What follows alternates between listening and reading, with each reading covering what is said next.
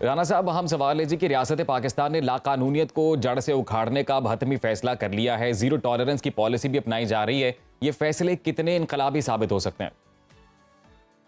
आपने अभी स्टार्ट में जो बात की ना, मुझे अजीब सा लगा कि वो सियासी जमातों का एतराज कि कौमी असम्बली की 342 की बजाय जी 336 सीटें हो गई। जी तो जी ये तो आईनी तरमीम खुद कौमी असम्बली ने की थी कि फाटा की 6 सीटें कम जी कर जी दी गई थी, क्योंकि फाटा अब एक्स फाटा हो गया और मर्ज हो गया। बिल्कुल बिल्कुल। तो ये तो इलेक्शन कमीशन ने तो कोई काम नहीं किया, ये तो उन्होंने किया है।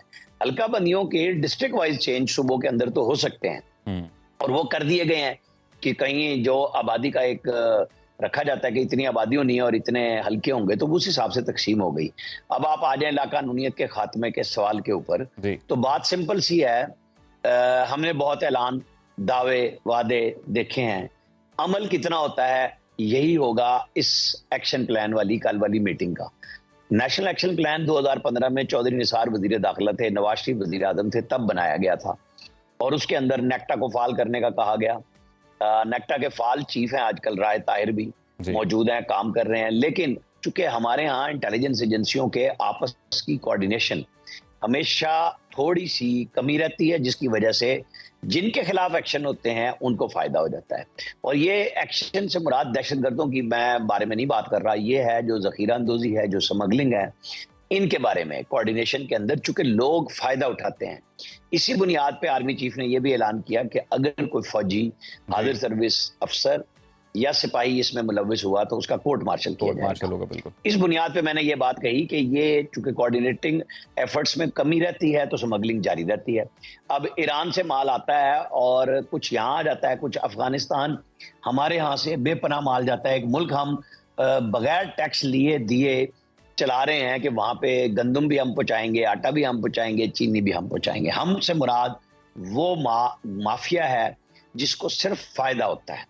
फ्लोर मिल मालकान का अपना एक पूरा माफिया बना हुआ है जो इस मामले में आता है। चीनी है, चावल है, जो चीज भी है, अफगानिस्तान को आखिर कितनी आती है। फिर अफगान ट्रांजिट ट्रेड है जिसके नाम पे जो इधर हम ड्यूटियां लगाते हैं वहां पे वो ड्यूटी फ्री आता है, कागजों में जाए या वो खचरों पे लद के वापस आए, सामान हमारे पास आता है और मार्केट हमारी खराब होती है। डॉलर की भी इसी बुनियाद पे उनके लिए जरूरत पड़ती है। ये वो चीजें हैं जिसने मजबूर किया कि नेशनल एक्शन प्लान के अंदर अब वो चीजें जो रिवायती तौर पे नहीं छेड़ी जाती थी, कि जैसे पुराना सिस्टम था, तोरखम से कंधार के उधर चमन के बॉर्डर से आप लोगों को आते जाते हैं, तो अब पासपोर्ट ही बुनियाद बनेगी, वीजा ही बुनियाद बनेगा लोगों की क्रॉसिंग का।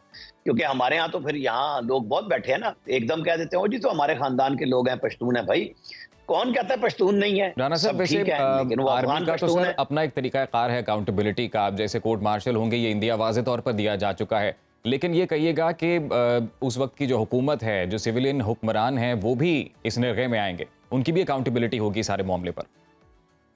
नहीं देखें, जब अगर तो आप करने लगेंगे माजी से, तो फिर तो सारे हुक्मरान आएंगे और सारे फौजी जो वहां ड्यूटियों पे मौजूद थे, जो इंचार्ज थे, फिर तो उनको आपको पकड़ना पड़ेगा। असल इशू ये नहीं है, असल इशू ये है कि अगर स्टेट ने आज ये फैसला किया है और जब से ये एक्शन शुरू हो चुका हुआ है, ईरानी तेल की स्मगलिंग पाकिस्तान के अंदर, यहां से अफगानिस्तान माल जाना, तो फिर पकड़े। उसके अंदर जो कोऑर्डिनेटर्स हैं, इनके मावरत हैं, करते हैं, सहूलतकार हैं, उन सबको फिर चाहे कोई हो, उसमें हुक्मरान हो, उसमें कोई इंतजामी एजेंसियों के लोग हों, वो इंटेलिजेंस एजेंसियों के लोग हों, वो बॉर्डर पे मौजूद लोग हों, कोई भी हो, फिर इसमें ये तखसीस नहीं हो सकती। इसीलिए ये ऐलान पहले किया गया, बता दिया गया कि लोगों के जहन में आता है कि जी देखें जी, ये जो लोग हैं इनको तो नहीं छेड़ते और आम आदमी को पकड़ लेते। नहीं, जी आम आदमी रोजगार कमा रहा है, इसमें कोई शक नहीं है। चाहे वो अफगानिस्तान माल भेज रहे हैं, ट्रक चला रहा है, या बलूचिस्तान में अब कोयटा उधर से ईरान से माल आता है और सारे पाकिस्तान में पहुंचता है, तो सहूलतकार उस सेंस में है। लेकिन असल इशू ये है कि माल आर और पार कैसे हो रहा है।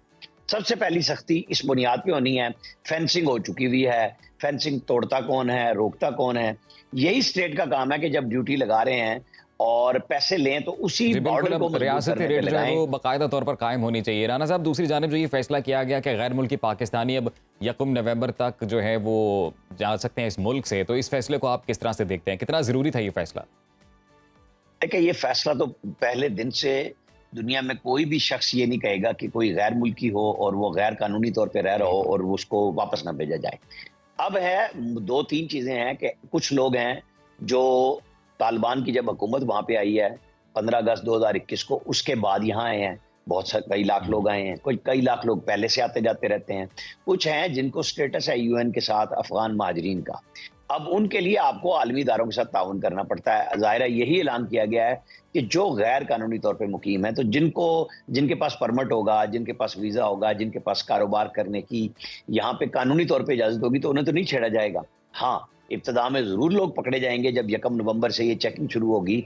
आपको पता है हम सब एक दूसरे के मुखालफत में मुखबरी करने के भी मास्टर होते हैं। दुरुस्त करें ना करें, अपने मुखालिफ के कारोबार को ख़राब करने के लिए करते हैं, तो उसके अंदर स्टार्ट में शिकायत हमें आएंगी, लेकिन ज़ाहिर है जांच पड़ताल होगी, लोग पकड़े जाएंगे, छोड़े जाएंगे। लेकिन असल इशू ये है कि जिन लोगों के खिलाफ एक्शन है, ज़ाहिर है कि इतने दिनों में बहुत सारा कुछ इकट्ठा भी हुआ है, उनकी चीज़ें, डाटा इंटेलिजेंस इदारों के पास भी मौजूद है, डिस्ट्रिक्ट कमेटियों के पास भी चले गए हैं, तो वो एक्शन मरबूत होना चाहिए। अब वो चीखें पुकारें, कुछ भी करें, उनको ये 28 दिन इसलिए दिए गए और आज से 27 दिन रह गए कि आप अपने आप को रेगुलेट कर लें। अगर तो आप कानून में नहीं है और कानून का दायरा इख्तियार ले सकते हैं, यानी वीजा ले लें, परमिट ले लें, कारोबार की इजाजत ले लें, तो ठीक है। अदरवाइज गैर कानूनी तरीके से कोई भी पाकिस्तान में नहीं रह सकता। आप कहीं भी हो, वक्त कोई भी हो, बाखबर रहिए दुनिया के हालात व वाकयात से। अभी सब्सक्राइब कीजिए सुनो न्यूज के यूट्यूब चैनल को और क्लिक करें बेल आइकन को, ताकि आप हमेशा बाखबर रह सकें।